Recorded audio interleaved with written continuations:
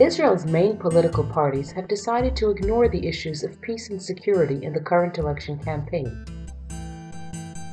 So just before the polls open, here are some comments on key issues in the Israeli-Palestinian conflict.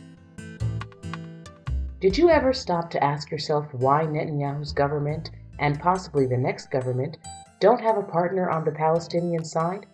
What are the coalition parties offering the Palestinians when it comes to the subject of the borders? Instead of asking why there's no partner, let's ask what Israel is offering its potential partners. Let's try to answer that question. We think you deserve something better than animation clips offering a simplistic version of reality.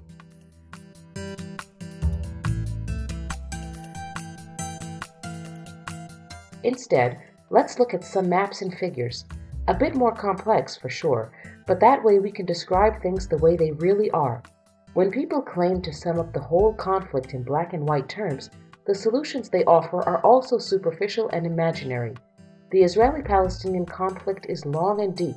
It's going to take a real effort to find a solution and an even greater effort to implement the solution. This is the reality in the area between the river and the sea, the area that was once under the British Mandate in Palestine. This is the state of Israel within the Green Line, the 1967 borders, 78% of the British Mandate area. The West Bank covers 21% of this area, and the Gaza Strip covers just over 1%. This is the resolution adopted by the UN Security Council after the Six-Day War.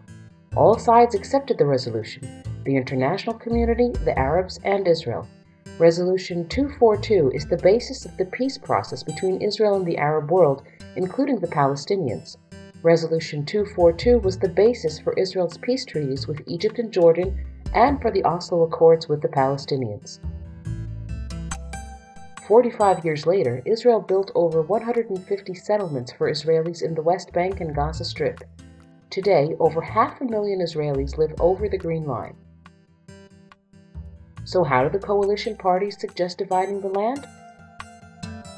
According to Netanyahu and the Likud, the Palestinians are supposed to make do with 60% of the West Bank. According to the Jewish Home Party, even that is too much. Israel should annex 60% of the West Bank, while the Palestinians are supposed to accept cultural autonomy under Israeli military control in areas A and B.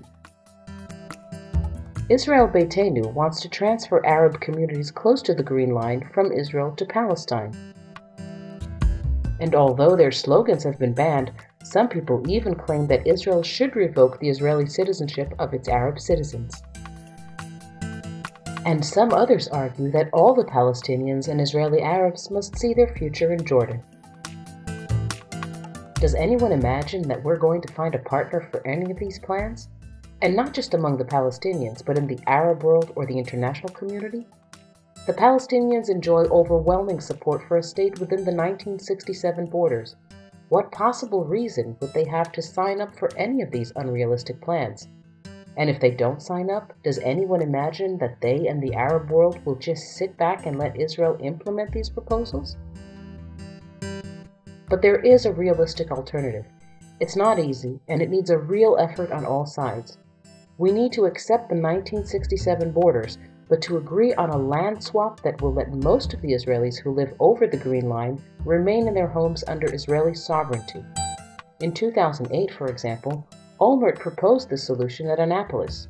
The map leaves 85% of the Israelis who currently live over the Green Line in their homes under Israeli sovereignty.